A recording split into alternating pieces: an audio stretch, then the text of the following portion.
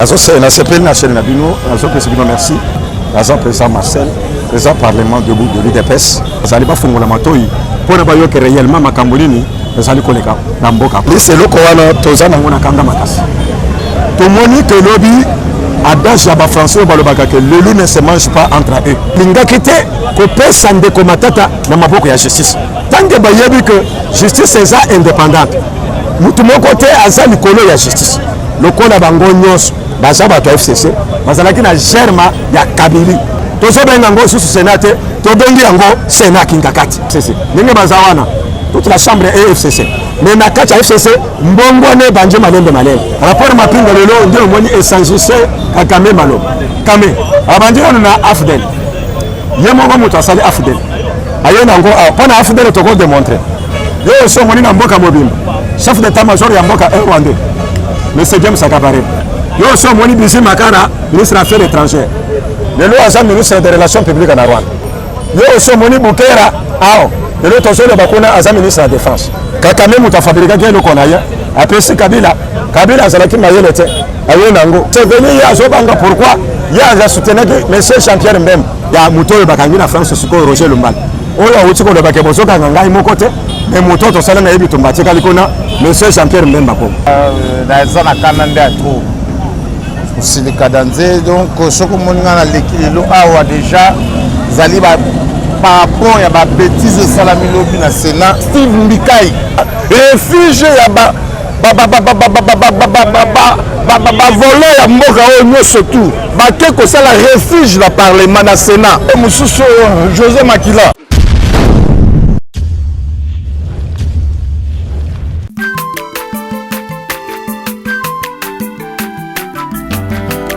Mwana moto te po akosangai abongwa ni pete po awangata Nzambe ya le Nazarien le Nazarien le Nazarien le Nazarien bana kitoko koma mokondima atako babakola ki mafuta na musakolima lelo ya yobolingo bateli le Nazarien Pamboli oye mona na katembeni mama kandelobi koleke mapapu masope mafuta tokokesitana longo na nzambe oyo babenga na makomi. Voilà, chers amis fidèles internet, bienvenue dans la chaîne Les Nazariens TV, dans la 4e émission de Masolo ya Mboka, où est présenté par votre M des serviteurs Dadi Moukwa. La personne de merci parce que nous avons soutenu la 4e émission de Masolo ya Mboka, nous avons toujours au Masolo ya Mboka. Avant d'abord, nous avons actualité politique, merci d'abord à l'équipe Les Nazariens TV. Merci vraiment pour notre contexte. La personne d'abord, il y a numéro 1, Mama Tiffany, excusez-moi, la personne sous mot na yemoko Yves on dans la sima caméra mbote belé sikozali lelo masolo ya mboka to lobelani lelo masolo ya mboka Hervé on va dans la sima caméra mais pour faire caméra peut invité monsieur le président bonjour président. Oui bonjour président Marseille Manuel Bousso le canal chaîne Bisso Les Nazariens TV dans cadre d'émission sur masolo ya mboka le budget tout kozani en tout cas na CPL national Nabino merci. Mais l'équipe, l'agent président Marcel, président parlement debout de l'UDPS, na précis ba nous sommes en d'ambition na minute merci beaucoup. Ma fan de Bissika bazali ba fungola matoi pour ne pas que réellement Makambolini ezali koleka na mboka Congo. OK, merci président Marcel. Président Marcel ko tama le sujet ya Kambolini ko beka. Humilité ya matata poli. Equalité. Oh bana mboka banda ko zia babike non. Ne abu matata poli ba lo humilité na pour accès retrouver la mira peli. Les combattants la grande surprise à tout le monde qui a à matata pour qu'est-ce qui s'est passé? Moi, je suis journaliste, c'est le Kowana Tozana Mona Kanga Makas. Tout le monde que lobby adage à français au Balobaka que le loup ne se mange pas entre eux, le salamilon. Pour comprendre que la chambre haute, où ils allaient chambre à sagesse, chambre à bateau, bazaba sage, intelligent, chambre à bateau, bakosa la bamille d'été. Lobby to moni que non et ça c'est chambre à bateau bon côté.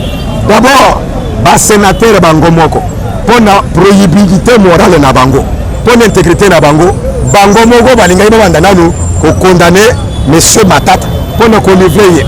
Parce que chambre à bazar, et la chambre à bateau, cause à la répéter, et ça l'a pas soupçonné, n'a moyibité, n'a makambomabete, n'a kobomate.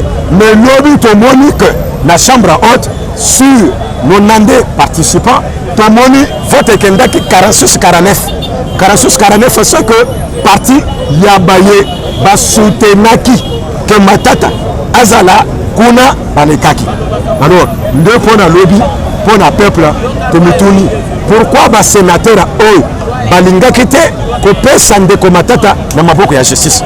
Tant que bayebi que justice est indépendante, mutu moko te aza likolo ya justice. Même le président de la République aza likolo ya justice te.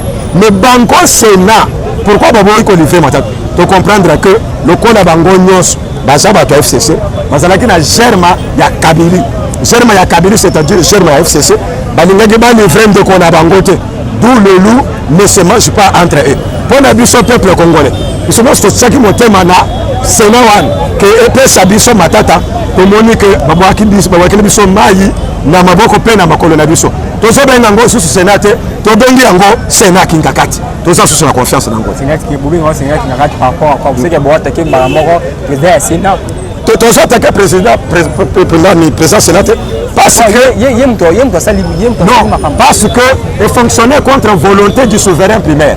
Volonté du souverain primaire, c'est là que bango na matata du bosso justice. Bango moko pe baza konsamba yebi yango.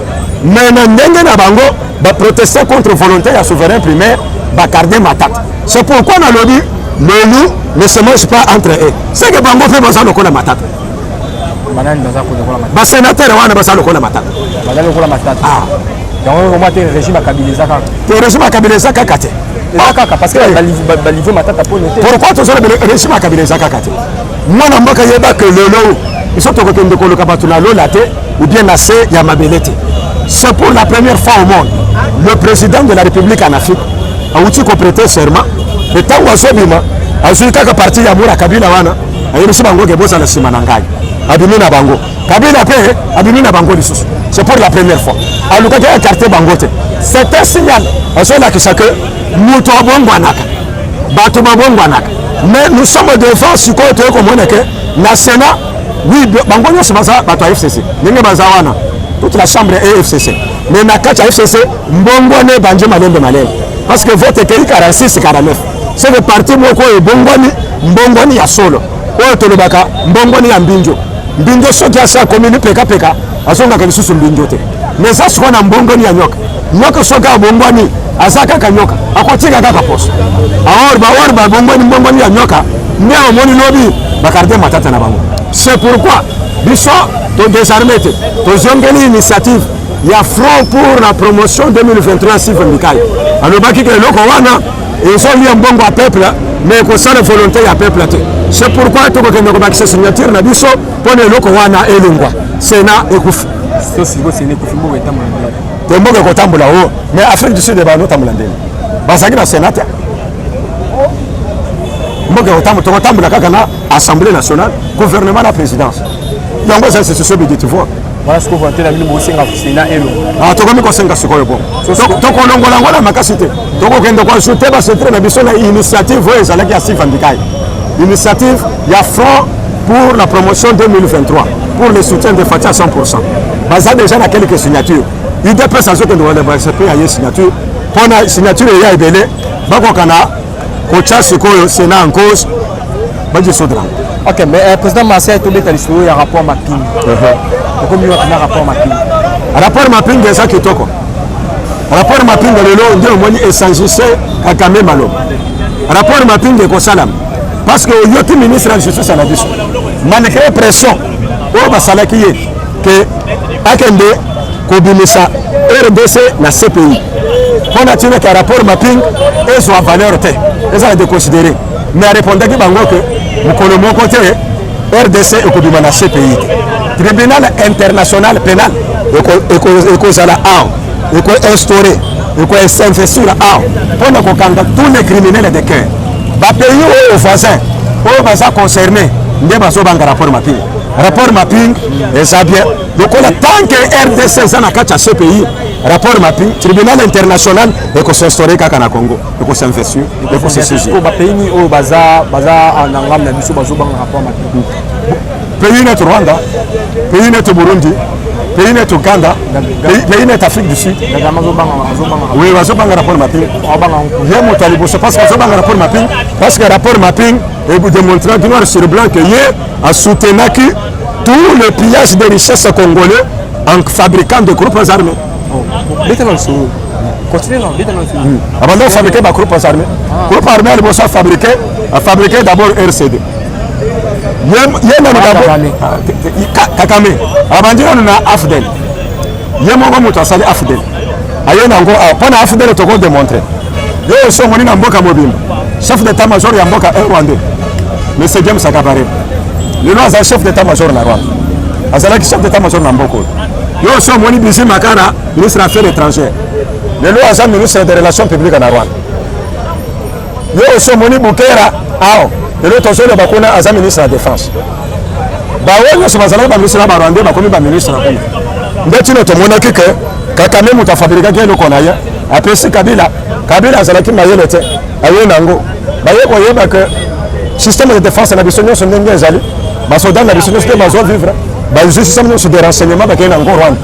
Deuxième ligne à fabriquer RCD comme troisième ligne M23, quatrième CNDP.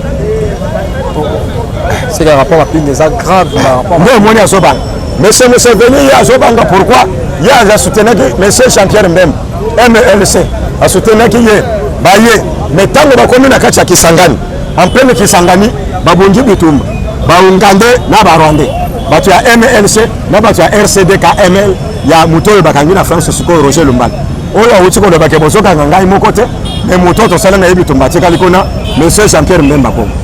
Ok, merci vraiment président Marcel. Président Marcel, par rapport à la procès à Vital Kamerhe aux Aïki Lobby. Ouais. Tout le monde est de 20 à 13. Tout le monde est de 20 à 6. Qu'est-ce qui s'est passé avec Tchaba Oui. Et là, quand on lobby, il faut que les justice en Mboka, ils sont beaucoup kaka. Parce que si on est condamné dans le premier décret, on peut être acquitté dans le deuxième décret. Si on est condamné dans le premier décret, on peut être acquitté dans le deuxième décret. Monsieur Vital Kamerhe a interjecté à peine le tour congolais à Kosala. Parce que c'est là que le tribunal est acquitté. Pour le tribunal est attaqué, mais à Kanissa qui peut être que dans la deuxième instance, à cause de la libérer.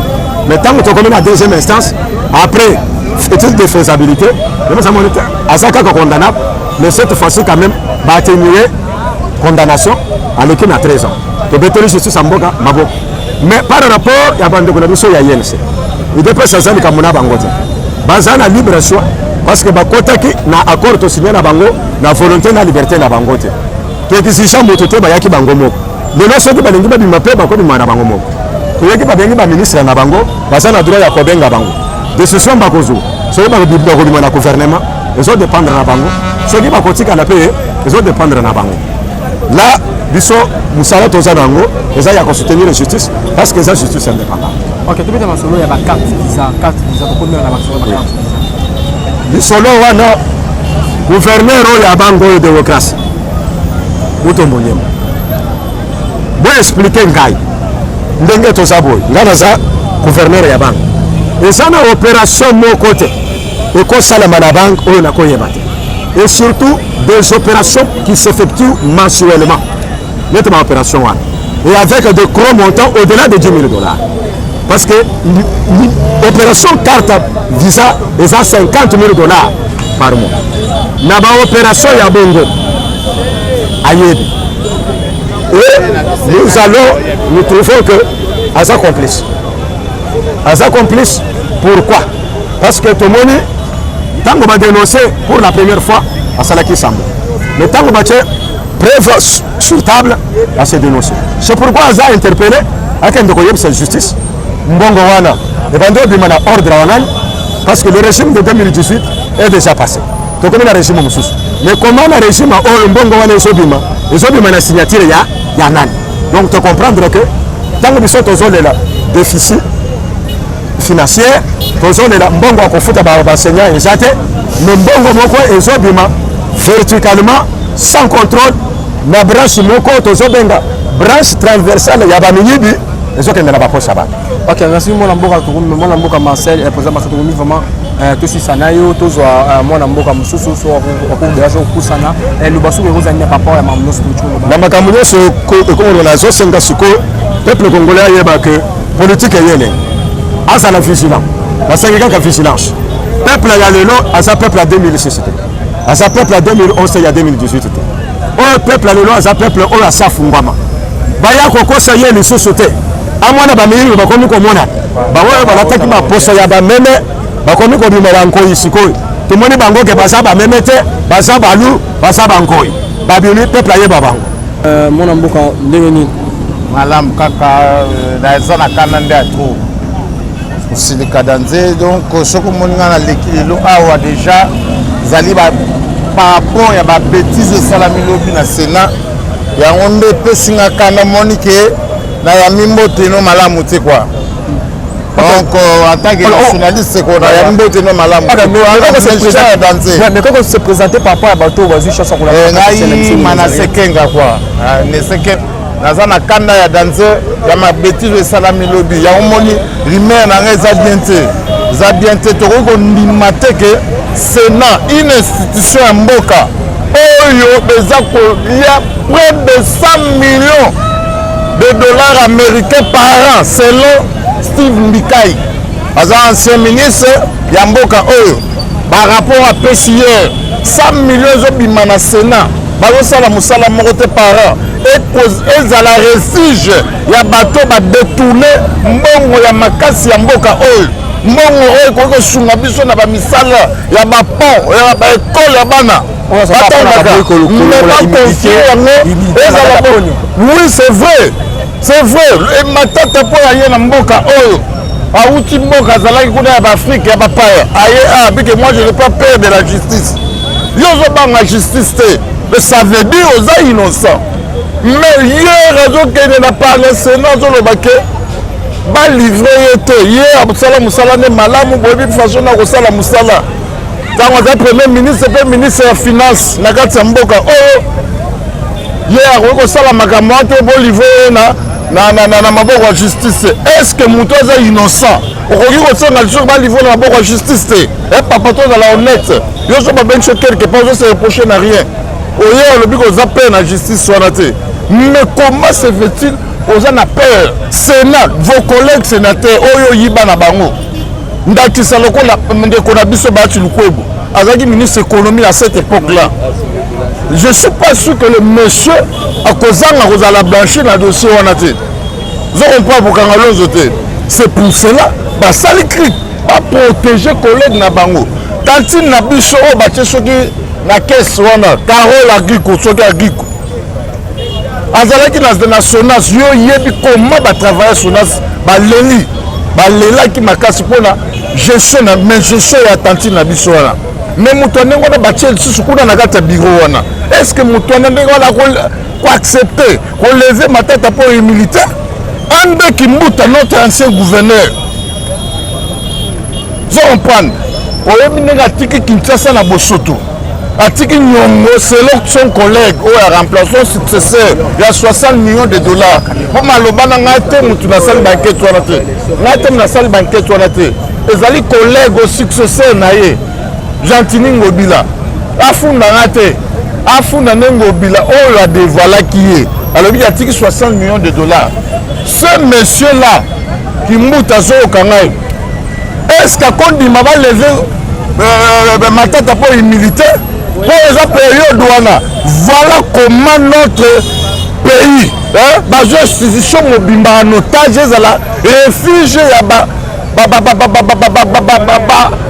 voler ya mboka oyo nyonso tout bake kosala refuge na parlement na Sénat pour se cacher lokola bayeke bayibi trop na bainstitution papa na biso avant te wana siki oyo mosusu José Makila ayebi oyo yiba reprochaka ye asalaka ntango azalaka ministre ya transport est-ce que moto ndenge wana akoki kondima koleve matata po imilitaire po ayebi ke tourne mpe koya baza ebele na kuta eza moke mais ne kanda dans nzonga na zala ngo nakondima comportement ya ndenge wana te zo comprendre merci vraiment mon amour à la prochaine même lobi tokodévelopper masolo wana po ebele ezali tosolola merci vraiment merci beaucoup na biso tokobeta na bino masolo ouais parce que temps vraiment votre temps ngonga te peza ngonga et on se retrouve à la prochaine vous êtes toujours branché vous êtes toujours connecté à la chaîne Bino les Nazareth TV la carte d'émission Bino masolo ya mboka to mesana ko beta na bino et on se retrouve à la prochaine bye bye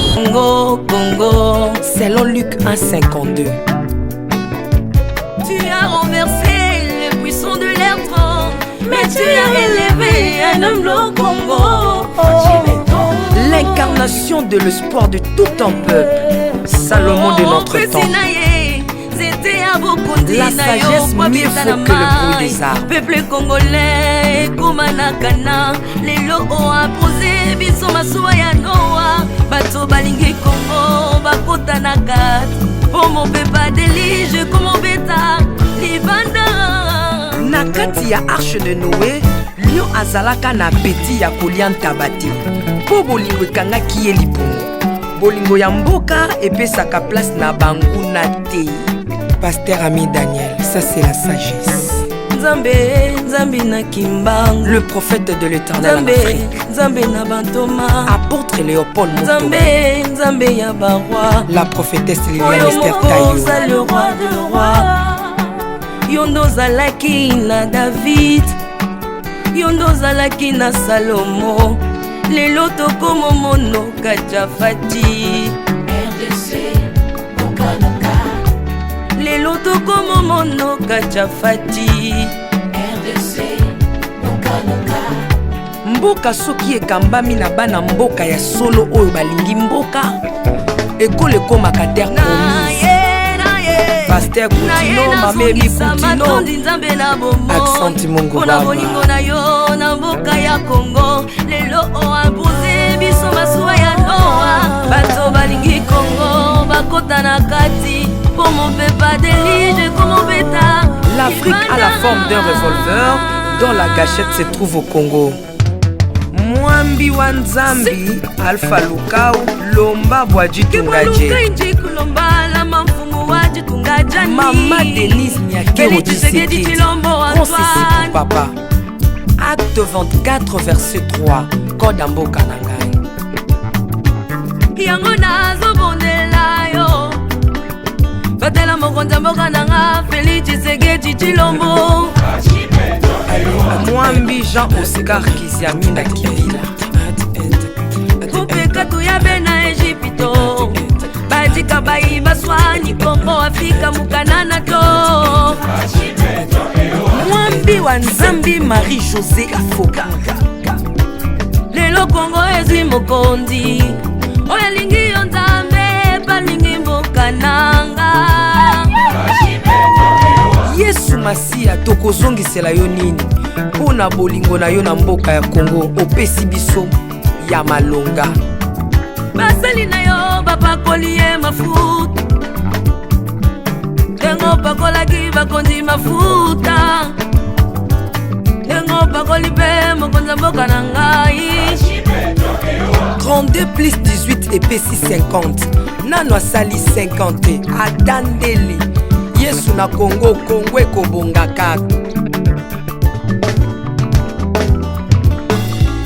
Mwambi Roland Dalo Mwelamani, Mwambi William Tindwa Kapanda,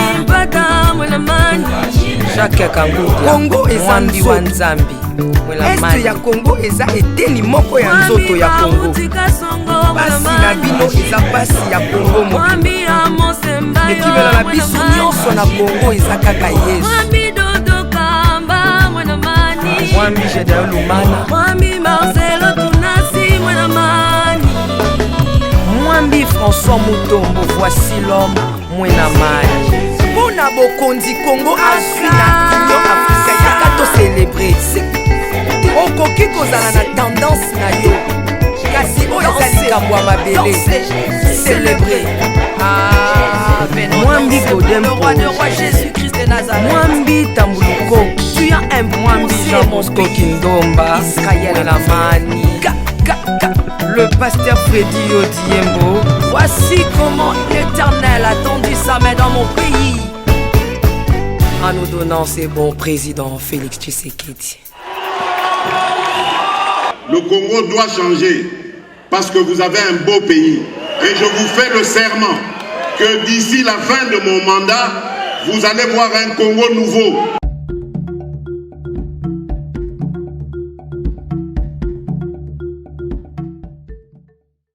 Naolia bakiti na ba mesa. Ah. Atanya ukondoko. Namona yo. Nachayo na mwamba. La minito na kata bena katikata saki ya fufu. Oui. Allô, est-ce que tu bonjour. Boni. Et l'autre côté, et puis qu'il y a mon bureau à travailler tes micros. Donc dès que tu as un galère na niveau 0. Tout ça là boy.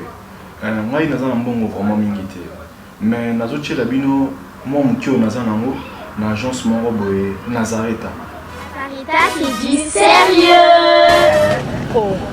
Maman, comment on dit bon donc yo pesa au fouti mbongo kuna partir à poto biso to ya to jibilo. Na bengi ya Scotty. Agence moi ifungami comme on Nazareta. Na kufie. Agence lisusu. Naka sa su mulongo kuna. Pour cela susu. Kuna eza mamba mulongo te. Ye si afuti mbongo kuna partir à poto biso tozo ke ko récupérer biloko oli. Ah tika boyeko.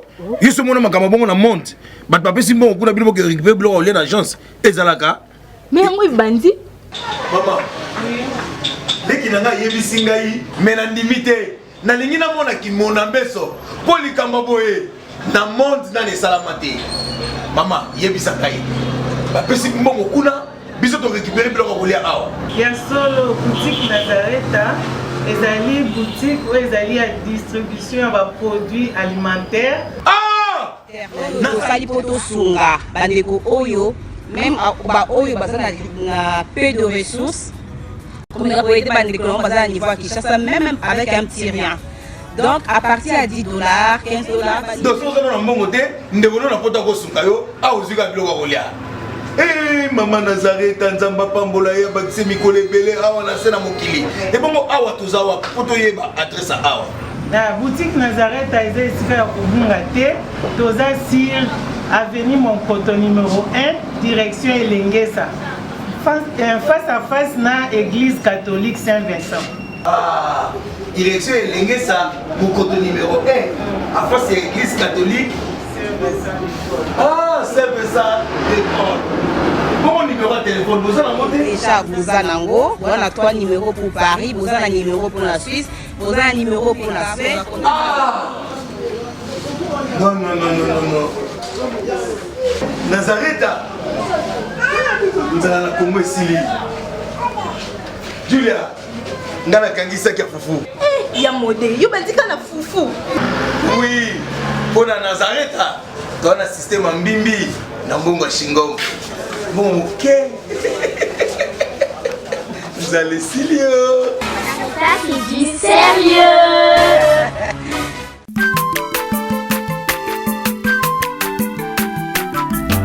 Aza mwana moto te po akosa ngai abongwani pete po awangana nzambe ya le Nazarien, le Nazarien, le Nazarien, le Nazarien. Kokoma mokondima atako bapakolaki mafuta na mosakolima lelo yayo bolingo bateli le Nazareta lipamboli oyo monanaka tembeni mama kandelobi koleke mapapu masopi mafuta tokokisika na olongo na nzambe oyo babenga na makomi